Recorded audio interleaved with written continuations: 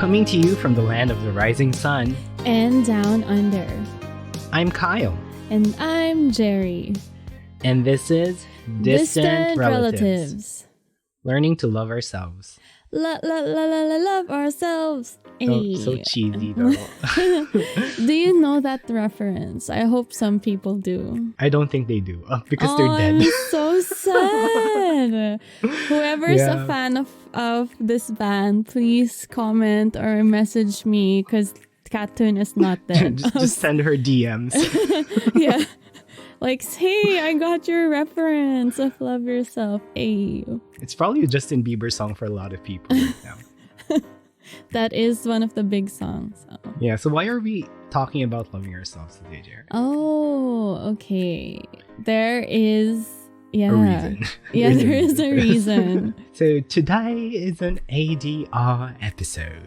Yeah, so for those of you who don't know, I love the just accent. Ignore my... It's British. Sorry, it's not Australian. So it's totally not related. But the ADR episode, for those of you who don't know, is the Ask Distant Relatives episode. Yay! And I know. And we're very happy that somebody actually reached out to us. And without us forcing them to reach out. Exactly. Like they just messaged us and they were like, hey, can you guys talk about this? And we were like, oh my goodness. Yes, we will definitely talk about this. Okay, so let's cut to the chase. Okay. So the question that we're going to be talking about today is from Majime. So Majime says, right now I'm going through tough things and I want to learn more about healing and the journey to acceptance and self-love. I see. Yeah. Well, I'm not really sure if you're coming to the right place. Yeah, we're definitely not the people for this. Yeah, I know, but exactly, because self-love is really hard, you know? Yeah. Especially now in this pandemic, and I honestly don't love myself. Oh. Just kidding. No, but true. Yeah, it's really hard. And I was actually watching this Netflix special by Daniel Sloss. Do you know him, Jer? No, sorry, I don't. So, what's it about? It's actually about self-love and about how are you able to love others if you don't love yourself. Like, he talks about, like, if you only love yourself like 20% of the way, and then someone else comes along and only loves you 30%, you would feel that 30% is like more, right? Yeah. And you'd be content with that. But is 30% enough? Right? What's the title of this Netflix show? It's called Jigsaw, and like it's by Daniel Sloss. It's on Netflix, and it's really amazing. Like one of our distant relatives in the Philippines, she recommended this to me. And man, it's just like it's comedy. It's comedy, but it's like a TED Talk. Yeah, it hits you hard in the right places. Oh, interesting. Thanks for that. I might check that out. Yeah, you should just watch that episode and just like forget about what we're going to talk about today. So there we go, Madge. No, I'm just kidding. Okay, so to make it a little bit distant relatives related, we will be answering based on our experiences with life in Japan and Australia. Yes.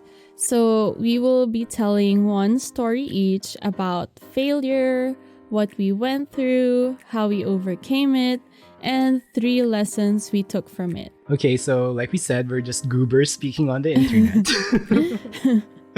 But despite everything, we hope that you can get something from this and see things from a different perspective. Yes, so before we get into this, how about we give them some updates? Okay, so I actually went to the chiropractor again today, Jer. So did you do the ASMR recording that we asked for? Or nobody wants it, Jer. I want it. Give us the ASMR bone-cracking satisfaction we deserve, Kuya Oh my Kyle. gosh, like who deserves it? Like, well, I know I deserve it. Why don't you just go to a chiropractor, Jer? Like, what's wrong? Like, why don't you just go? Oh, is it free? I don't know if I can afford a chiropractor. Oh, well, I've never looked into it. Yeah, just go for it. It's one of the best mind-blowing Can you just experiences. please record just one, and like preview it on Distant Wow. Relatives? Give a comment, guys, if you want to hear his bone crack. Ew. And then I'll comment through my personal account. Ew. Give us your bone. What are you going to use it for anyway? I just want to listen. Okay. Okay, so fine. how... Yes! So here in Yes. Japan, it's so hot. And for the past few days, the heat wave is like killing a lot of people. And yeah, like I think it's like killing more than COVID now on a daily basis. I honestly thought you were using a metaphor like killing really hot because No, it's freaking literal. So Oh my like for the gosh. past few days, like ambulances have been going nonstop around my house. And I'm like, what the heck is going on? Wow. And then there was news about it saying that Mm-hmm. over 100 plus, 180 plus, I don't know, like ambulance calls just for heat stroke. Oh my Happened goodness. yesterday. What's the temperature there? Well, it's around 36, 37, but then like the feel, what do you call it? Like the something feel is around 40 plus. Ooh. And they did like an episode on it because it's really, it's a very serious situation. So Yeah. news sites are like covering it and everything. Oh my and- goodness. Just for the whole of Japan, last week, 12,800 people were brought to the hospitals. Wow. 30 people dead, and 510 people with serious injuries. Wow. Yeah. I mean, how do you battle heat stroke if you're going outside? Do you put like a wet towel on your head? That's a good or- question. So in the Philippines, what do we usually do? I mean, because it's not such a common thing for us, but it's a very hot country, right? Yeah, we just dress down. Just and dress down. you- Yeah, just don't like wear anything. Yeah, just guys walking with their Yeah. bellies out Oh, and yeah. That's the life. umbrellas. Umbrellas, exactly. So thank Yeah. you, Jared, for that. So here in the news, they just did like a cover story about umbrellas Yeah. and how we should use it more. Because apparently, if you stay in the sun for like 3 minutes and your head, the top of your head is just Yeah. exposed, Yeah, our normal body temperatures are around like 35 degrees, right? yeah. But then without an umbrella, it would be like 45 degrees. On the top of our heads in just 3 because minutes. that heats up quickly. Yeah, because and- you can cook eggs On our- during on the our heat. foreheads. No, on rocks, on, On rocks, yeah. slabo. And yeah, and like on our shoulders, like it goes up to 60 Ew. degrees. Wow.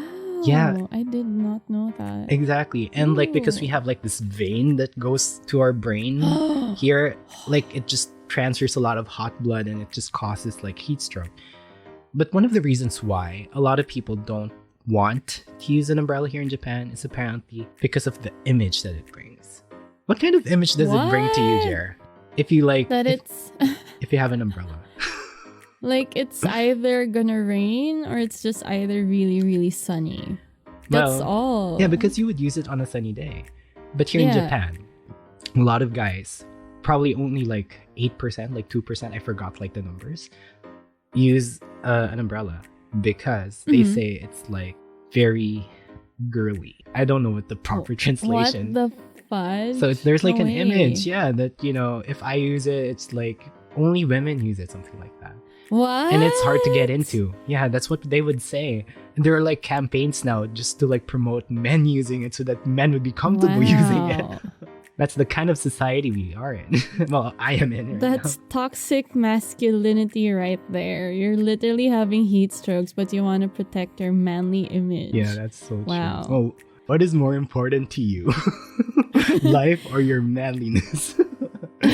Well, I guess you know what the Japanese Crazy. people want more. So mostly men are in the hospitals right now. I think and mostly elderly majority. people are in the hospital Oh, right interesting. now. And So why don't they wear like a kappa or like a hat or something? Well, that's like what- a giant hat then. yeah, that's what they're trying to do now. A lot of like small LGU situations, I don't know what to call it in English. It's called like jichitai here in Japan, are actually giving a lot of support for people who don't have air conditioners so that they can buy air conditioners. Isn't that amazing?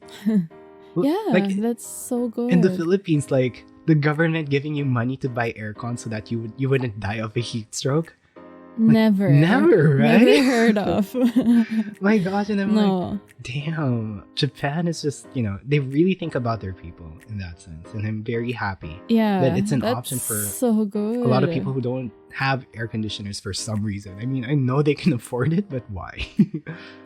But you have to pay for the electricity, of course. Yeah, which isn't really bad. Okay. Yeah. And apparently, like, the Meralco bills of people in the Philippines right now are going haywire. Are surging. Yeah, I don't like understand. yeah, same. Corruption in the most I weirdest know, I'm places. just yeah, just.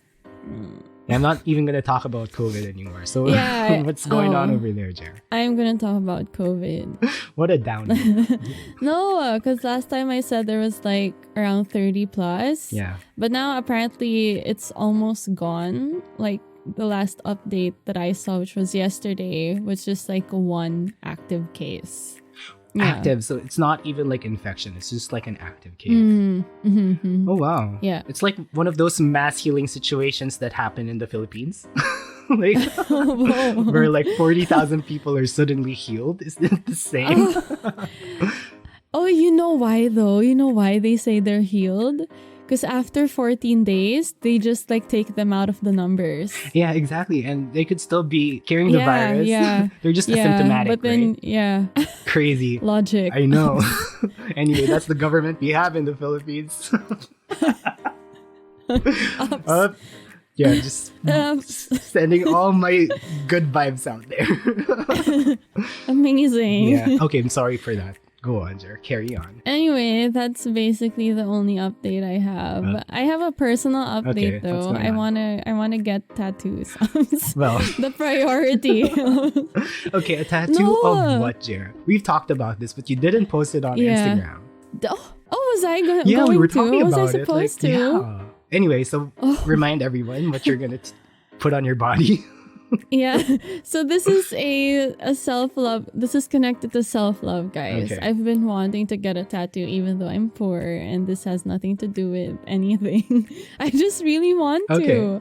So I want to get 2 tattoos. One of them is a Leo symbol because I'm a Leo.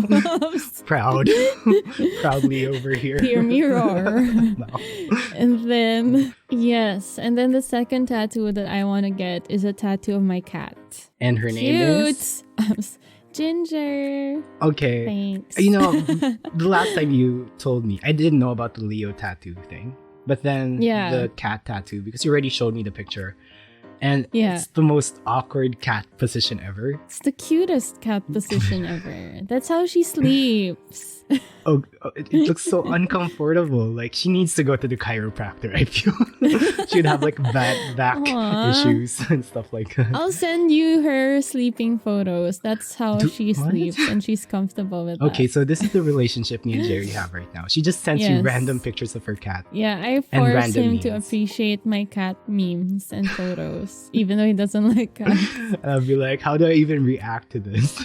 He just says can't relate. Yeah. 70% of the time. Okay. Why? Okay. Yeah. So that's the updates that we have. Yours was more interesting, but who cares? No, but still, like, tying it into the self-love topic. Yes. Okay. How are we able to love others if we're not able to love ourselves? And for some people, loving yourself is like happens in different ways. Like, I was watching this, like, I've been on Netflix, like, 24/7. What else can we do? And it's like about this cosmetic surgery kind of reality drama thing. And there's this mother who was like, at first, I was really judgy because she was like, I got pregnant. Now that I'm fat, I can't love myself. And now I can't love other people. Like, something like that. She said it that way. That's the Valley girl accent, and you do it well. And I was like pretty judgy. But then it's actually kind of true if you think about it. That if you're not able to love yourself first, you wouldn't have energy to love other people. Yeah. Are you against plastic surgery and cosmetic surgery and stuff. You know, you do what you need to do. You do you, Yeah. boo. That's for me. Yeah. I don't have anything against You're not it. hurting anyone as long as it's not going overboard and it's like disrupting your life and you've been addicted to it, then it should be fine. Yeah, I feel like if you want to okay. improve on yourself, I mean, you Yeah. need money to do it. Yeah, you don't have to if you don't want to, but for people who really find A need or for it. are insecure with themselves, Because some people are actually like trauma cases. Some people are like accident Yeah. cases. So Yeah, for yeah. those people, and there are more some so. people who get bullied for it. I saw people like being bullied for their ears because it was just like big, and they had plastic surgeries to fix their ears, which is Yeah. crazy. They've never been happier. So I'm like, I guess if it makes you happy, why not? And it all ties down to confidence, because a lot of times you're not able to love Yeah. yourselves because we are not confident with ourselves. Confident. Yeah. Okay, so maybe we can just like shift into the whole story situation. Okay, so right now we are going to talk about our stories of failure, how we were able to get through it, and how we were able to just like find love for ourselves so that we would be able to grow from the whole situation. Yes. Exactly. Okay, so Jerry. Okay, so I'm gonna go first. Okay. So, I don't know. Wala na. Di natin alam. Okay, so I'm going to bring this back to the beginning. Okay. To the very beginning. Okay, the time you were born. So 19 Wait. Yeah, so I'm going to talk about the situation in Australia and what I felt was a huge failure for me. Okay, so going back, when I was in the Philippines, I had a project management role. I did that for like 5 years. Naturally, going to Australia, that's what I wanted to do. I even called it my dream job, right? But what I didn't tell you guys was I didn't enjoy doing it. Oh, really? Yeah, so for 5 years, Okay. I did a job that I knew I was good at, that I knew looked good on paper, but I actually didn't like. Personally, like internally, it wasn't something I enjoyed. And the reason why I didn't enjoy doing it was a lot of pressure. Okay. And you had to handle a lot of projects with deadlines. And you had to be very strict on people, or you sometimes need to let people down. Okay. Because of the deadlines and not being able to push through. It's just like, it's a reality with projects and deadlines. And just the background, like I found this out recently from Jerry, that she's very non-confrontational. And it's really hard for her to, confront people with issues like these things. So it was... Yeah, I mean, that's me in my personal life. But in my professional life, I will do what I have to do. Oh, so you were able to do it? Yeah, I am able to do it. But of course, since I'm not confrontational in real life, I don't enjoy like letting people down. I can say it like really well, but like inside I'm like, oh, I feel so bad that it had to happen. Okay. So you found out like you didn't really enjoy the job very early on. Yeah, like in my previous work, like even in the Philippines back then. But you still continued to do it. Yeah, because it looked good on paper. It looked good on my resume, and it felt like the very smart decision in my career path to go through it. Because I wanted to stick to one profession and one job so that I can build my experience. Okay. So that helped me get the job in Australia, because technically I have 5 years of experience in that field. Yeah. So, people go for experience. It's reality. Yeah. So you found a job. So it's a dream job. The office, the agency, the people, they're all so nice. It's very glamorous. It's very just modern and pretty. It's anything I could ever want and ask for. And I prayed for it. I was like, please give it to me. Yeah. And then, I've been given all that, everything that I asked for. But deep down inside, I did not enjoy my work. And I was like, oh no, So it was really hard in the Philippines in the first place. And now you're in a different kind of situation. You're in a different context. How hard was it? Was it harder? Is it different? Yeah, it's just, guys, I know a lot of people would say like, oh, how privileged, how selfish, how ungrateful this person is. Like, a lot of people in Australia work really hard To get that jobs, job, like, yeah. yeah, or they do odd jobs, they work 3 jobs and everything just to be where I am now. Yeah. But here I am and I don't enjoy what I'm doing. Yeah. It's hard because it's like, for me, guys, like, work takes majority of your life because it's 8 hours of your day for 5 days a week. So for me, you have to like what you're doing to be happy because work is such a huge percent. Like, don't you agree, Kuya Kyle? That's like probably 70% of your life. Here in Japan, like, people treat their work as their life. Yeah. So that's me. Like, work is my life. Like, weekends are just the percent I have to myself. So you have to love what you're doing. Yeah, okay. And for me, I did not love it, even though I asked for it, even though it was everything that I could ever dream of. So what did you do? To be honest, I prayed. Okay. I was like, I didn't apply for anything else because I was like, how ungrateful of me. Okay. Because, I didn't look for anything else. So you were willing to push yourself. Yeah, I was just willing to stay there. Until you just like mentally break down at some point. Yes. And cry. I was just willing to do it. Because, because to be honest, I don't know what I want to do. Like, I don't know what will make me happy in terms of work. Yeah. Like, I don't know myself that much yet. Well, okay. I just pray that I'll have like, that I become enlightened, that I'll be able to somehow realize what's best for me or what I actually want to do in the long run. And then COVID happened. Okay. Wow, so your prayers brought COVID into life. Well, for me. You found the person who's responsible. I'm at fault. I'm the reason for no. Yeah, so that happened. Okay. I was made redundant and I was like, oh my goodness me. I know I didn't like my job, but I didn't want to lose it either. Yeah, that's true. So, so I was like, am I being punished for being ungrateful? Right. I felt that. I literally talked to Michael and I was like, I think I'm being punished. I know I was ungrateful, but like, oh. So, COVID happened and that's from another episode. It's episode number 2 and 3. Amazing. Yes. So you can re-listen or listen to that and how we dealt with COVID. Relive our goober days. We're still goobers anyway, but still. Yeah. So COVID happened and then I was like, oh, maybe this time I'll be able to look for something that I would actually enjoy and still be able to earn. Yeah. And then the company called me and said they're looking for another position to be filled in. Okay. And then this position is completely different from mine. And this is like front desk, office admin, concierge kind of position. Yeah. And it's a big difference from project management, Yeah.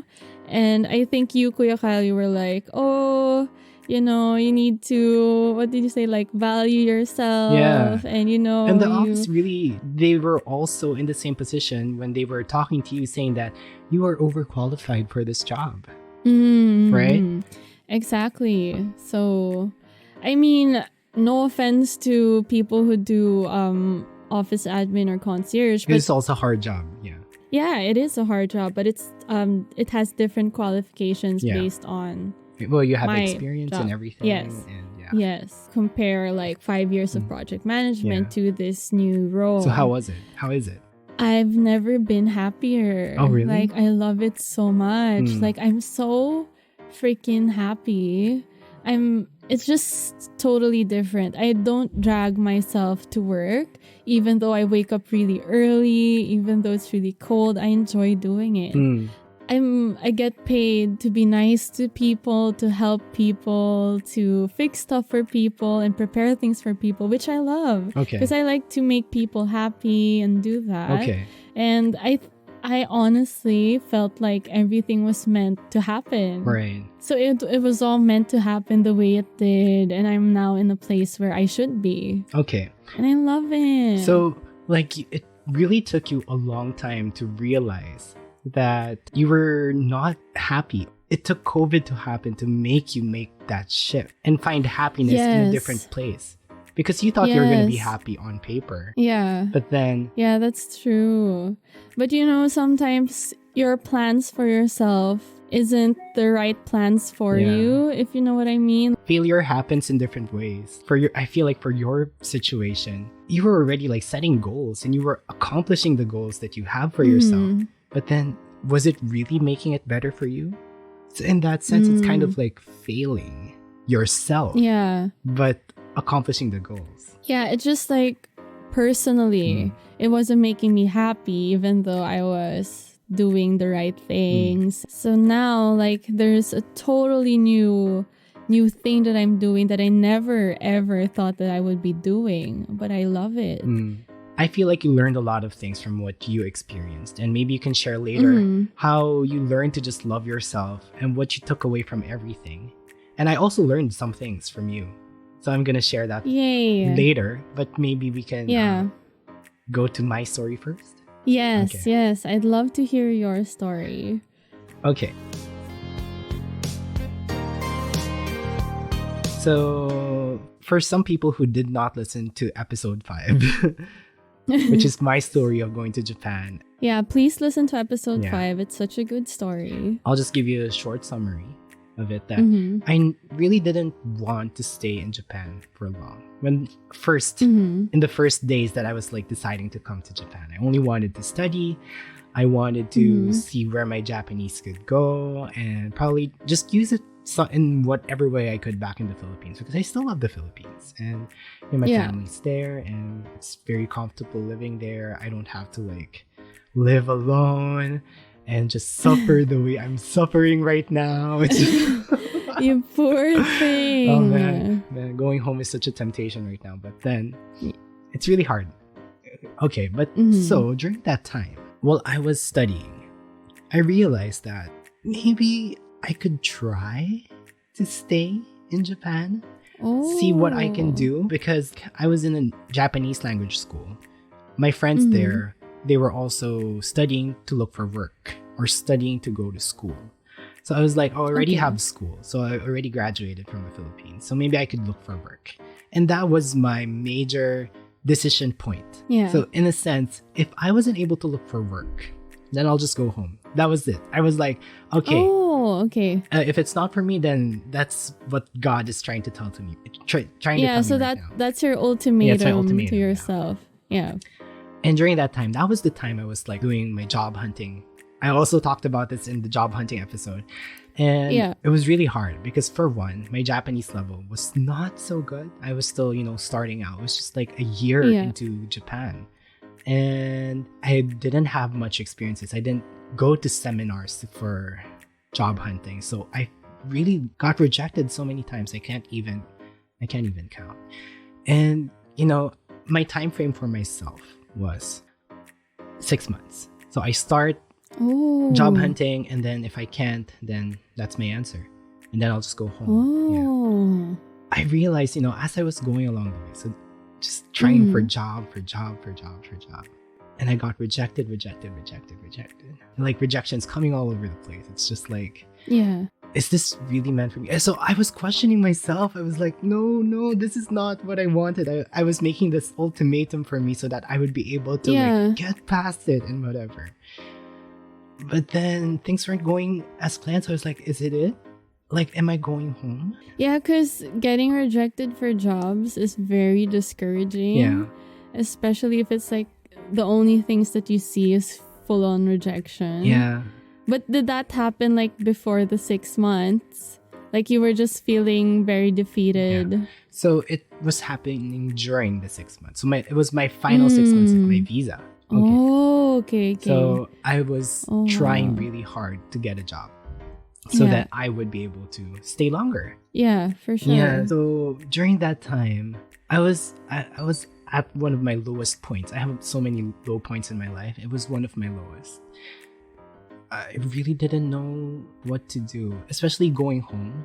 If I go home now, I feel like there's so many opportunities that I'm going to miss. If I go home, like, what would people think of me? Would they see me as someone who failed? Because I've been telling people, I'm looking for a job right now. I'm trying my best. Please pray for me and stuff like that. But then it wasn't happening for me. And I felt like I just couldn't. Honestly, I was putting a lot of pressure on myself. And I was looking at what people would think about me. It was one of the biggest pressures, I guess, during that time for me. And I was at my limit. I just couldn't see a future in like finding a job anymore because it was like the final like 3 months and I still couldn't land a job.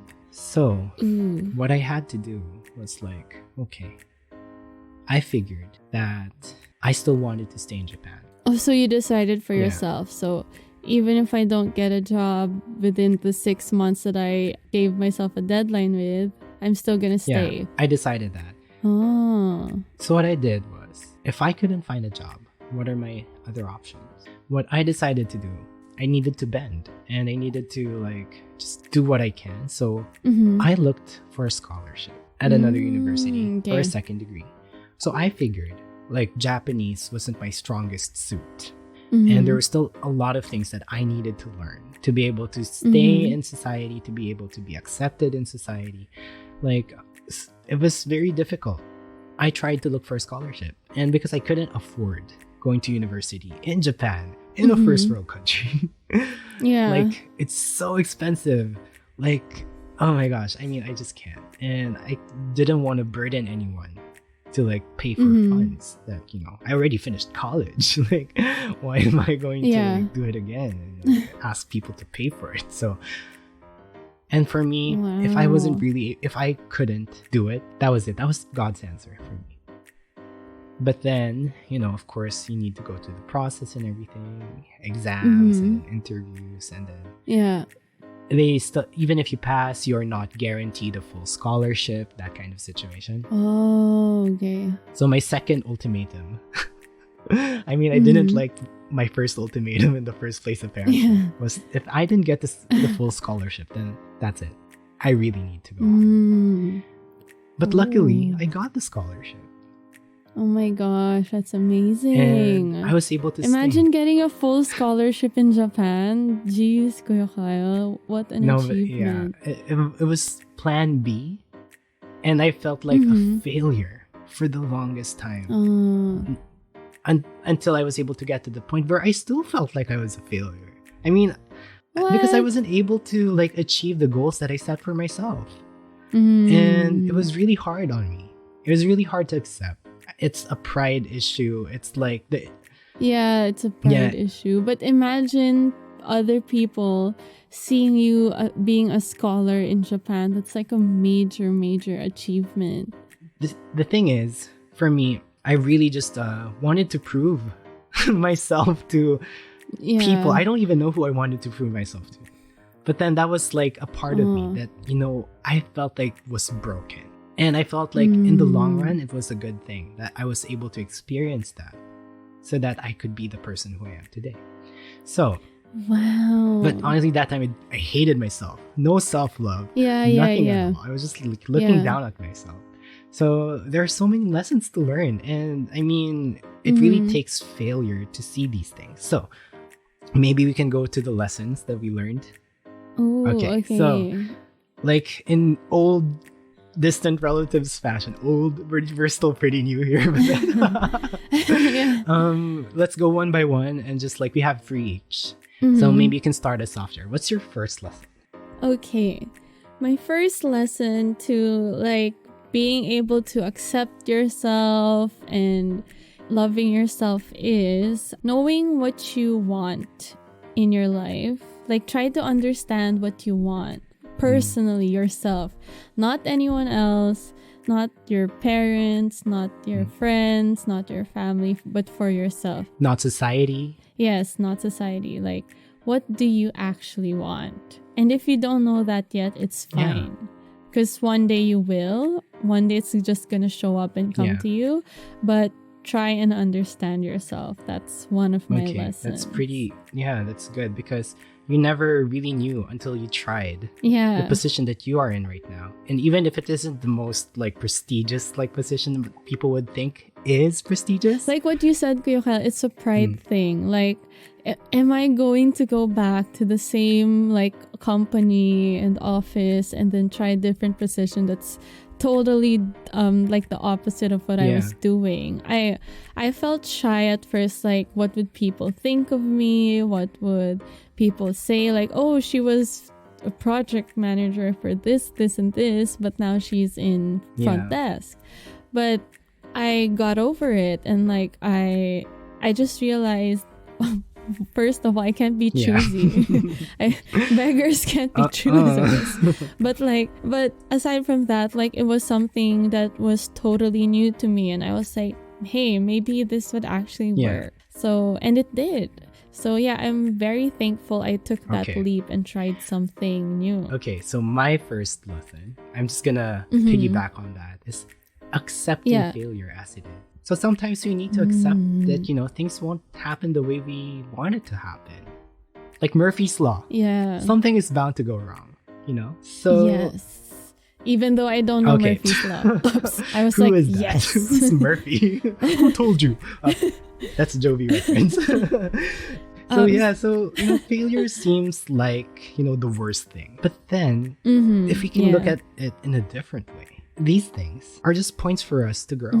Exactly. And there's so many things that's a very good point. There's so many things that we won't realize unless we actually fail. Yeah, that's like the point from the phoenix rises from its ashes. Even in your lowest point, you can grow from that and learn from it. The thing is, if you don't like learn from it, if you just like reject failure and like, oh, I don't want to see that. I mean, that's part of me that I don't want to look at anymore.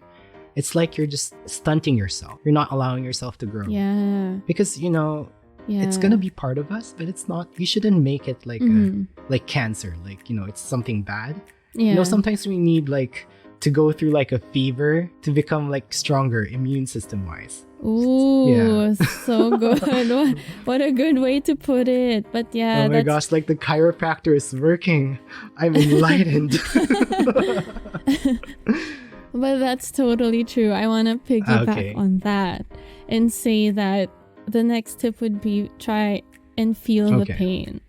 Those moments, Kuya Kyle, like about work, those were both our lowest moments, I feel. And feel it. Feel everything. Feel the pain. Feel the anger. Feel the regret. And then once you feel that, you'll be like, I don't want to stay in this place. And then you'll try and look for something way different or bigger than that, and then you'll grow from it. So just feel every bit of it, and you'll get stronger if you do that. Actually, that's a good point, because like sometimes we try to reject the feeling as well. Like try to invalidate it. Sometimes we try and to be like, oh, that's totally fine. Oh, that'll be fine. But no, it's okay to not be okay. Is that a plug for a new Netflix series that I haven't seen it. Yeah. Was it good? Is it good? I hear really good reviews. Is that the Korean drama? It is a Korean drama. Yeah. We're going off topic. Okay. Yeah, but it is okay. Yes, go Kuya Kyle. Yeah, so I see it. I really see it that just looking at it, like dealing with it is really important. So, like what I said a while ago, don't reject it right now as the learning point, because, you know, sometimes we need to feel it to be able to understand where we are in life, where we are in the situation. It sometimes grounds us. Yes, that's so true, because you'll have to realize that moment will not last forever, even though it feels like for so long, like a century or like years and years. You're gonna get through that. You're gonna come out of it like a totally new person, and you're gonna look back and be like, I'm so happy that happened to me because I wouldn't be the person that I am today if that didn't happen. Yeah. It's the mentality that things happen for a reason. Yeah. Like, you're meant to go through that. Okay. So piggybacking on that again. It's piggybacking each other up. You know that thing when if I lift you up and you lift me up at the same time, will we float kind of situation? Where did that come from? I don't know. It's just like a meme on the internet.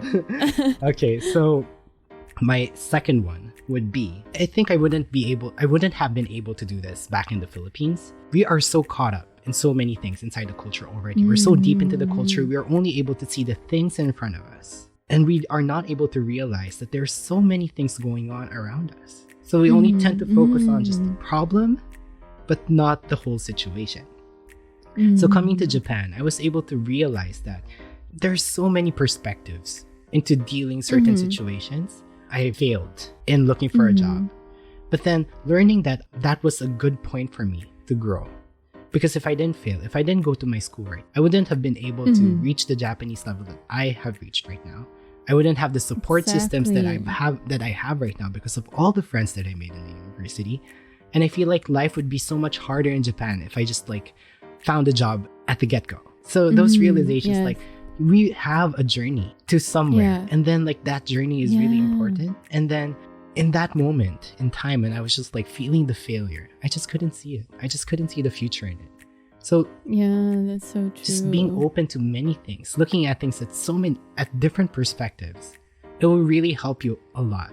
And I think I just needed to hear this myself right now. I was gonna say, like, this moment is such a big setback for all of us, and just it's not a good time for everyone. Like, everyone's feeling low, everyone's feeling negative because a lot is happening in this world. Like, we're in this moment, take it, feel it, like, feel miserable, feel sad, but learn from it, grow from the situation, and come out stronger. And see the things that you can learn from it. How it will be able to benefit you in the future. That sort of situation, like looking at it from different perspectives. Maybe it's not a totally bad thing after all, question mark. Although it's really hard. It's easier said than done. Yeah, it's easier said than done. I mean, it's hard to be, toxic positivity and all that, but you can't do anything about it. So, I mean, why put yourself in a slump if you can't do anything about it? Might as well do things you've never done before. Do things that you can do because you have the time to do it finally. You can do something. Do something about it. Like, stand up and do it. Stand up. Is there a song for and this? Exercise. Stand up. Rise up. Rise up. Whoa. I'm not even going to try. That's a really hard song. And I think we have a tendency to beat ourselves up for not being able to achieve the things that we wanted ourselves. And that is also sort of like going against the current. And no one is actually really, thinking that you failed, right? I mean, who can say that we failed? Our teachers. Our teachers, if we failed an exam. And, there's so many ways you can see failure, I guess. But then for mine, okay, I'm just going to piggyback on you again. And my last one is, for example, like what I thought a while ago was that maybe they would think I'm a failure. Maybe they think I gave up. That kind of like mindset is something that we need to stop, because we could just be creating it. And try and discern people's advice and people's comments, because some of them is for you and for your growth but some of them is just detrimental to you and for you. So discern who is actually helping you out. Like, try and know who your real friends are, who's giving their real advice, like the good ones. So surround yourself with positive people and people who can lift you up and help you. You need to be able to talk to people, also learn from them and learn from other people's mistakes as well, to be able to see where you are. But then you don't have to have it, affect you. Be able to accept you for who you are and what you can do. Yes. Also, I have a very important last one. Never ever compare yourself to others, because this is not a race. people have different starting points. People are in their different moments in their life. So even if you see a fellow classmate or a fellow office mate or a fellow family member living their best lives and you're not there yet, don't be discouraged. Don't beat yourself up. They're just in their moment in life and you're in yours. So you're going to get there. And don't compare yourself ever. Yeah. It's basically like learning to love yourself 100%. Knowing what you're capable of and accepting it.